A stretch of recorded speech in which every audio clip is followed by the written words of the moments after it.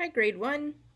In our last Bible story, the people of Israel rejected Rehoboam as their king because Rehoboam would not say that he would make their work lighter.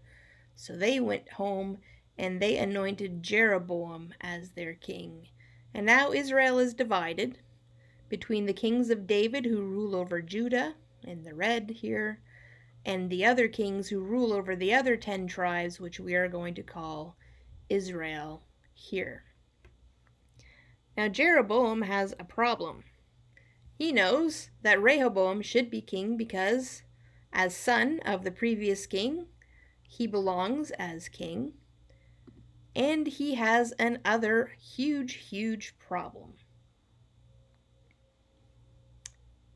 All the Israelites are to go to worship the Lord at least once a year at the temple. But the temple is in Jerusalem. That means everybody from his country has to go every year out of his country into Judah and worship at the temple there. Not only that, when they go into Jerusalem to worship the Lord at the temple, the other king, his palace is right beside the temple of the Lord. So every year, his people are supposed to go worship the Lord in the temple. They go right by the other king, and every year they have to go visit Judah.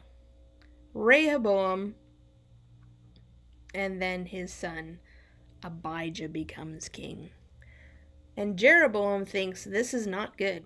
If they see that the people in Judah are happier than the people in Israel are, or if they see the king and they think that he looks like a good king, what they will do is kill him and they will pick the other king to be king. He does not want his people to go to Jerusalem at all. But that's a problem because you have to go to Jerusalem because you have to worship the Lord. So he talks about this problem with his wise men, and his wise men say, yes, you have to stop the people from worshiping the Lord in Jerusalem. How about we give them 2 new places to worship? One will be in Bethel, which is very close to Jerusalem, see here at the bottom, and the other will be in Dan, right at the top. And what they do is they put a golden calf at Bethel and a golden calf in Dan, and they say to the people, you don't have to go to Jerusalem to worship the Lord. You can go to Bethel or to Dan and worship at the golden calves there.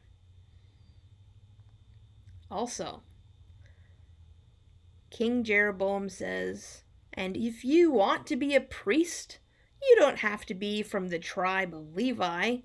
Anybody who wants to can be a priest. And so, most of the people of Israel listened to King Jeroboam. They stopped going to Jerusalem to worship the Lord. They worshiped the golden calves at Bethel and at Dan. What Jeroboam also does is he makes the feast days, where they would normally go to Jerusalem to worship at the temple, he makes the feast days to the golden calves the same. So instead of going to Jerusalem to worship the Lord, many of the Israelites worship the golden calves in Bethel and in Dan. This is eventually called the sin of Jeroboam in the Bible because this is a sin that Israel keeps forever and ever. Those golden calves stay there, and the Israelites worship those idols. Now, Rehoboam died, and his son Abijah becomes king. And when Jeroboam hears that Rehoboam has died, he gets a gigantic army of 800,000 men to go and fight against him. Here is maybe his chance to be king over all of Israel. And Abijah can only gather an army half as big. Who is going to win? A giant army or a small army? Well, we know from when David tried to count how big his army was, what was important. And I hope you can remember what was important. And it wasn't how big the army was. It was whether they trusted in God. So Abijah takes his tiny army north to defend against Jeroboam. He puts his army here at a mountain and meets Jeroboam's army, twice as big as his. Abijah had not always trusted in God, but he knows that the only way that he can win is by obeying the Lord. And so he prays to the Lord, and he speaks up and says to King Jeroboam, "Listen to me, Jeroboam, and all you people from Israel.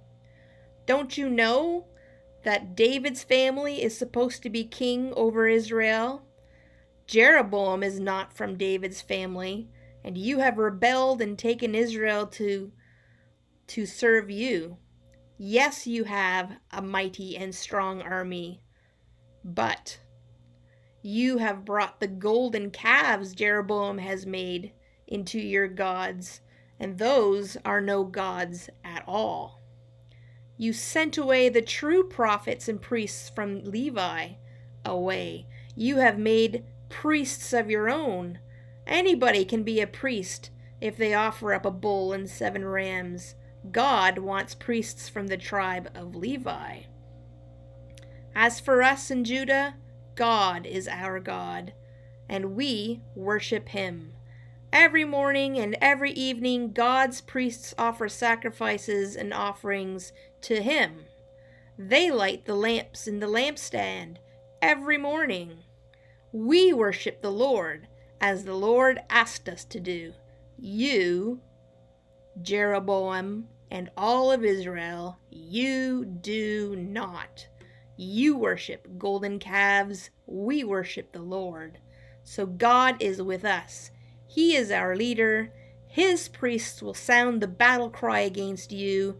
And people of Israel, if you try to fight against the Lord our God, you will not win."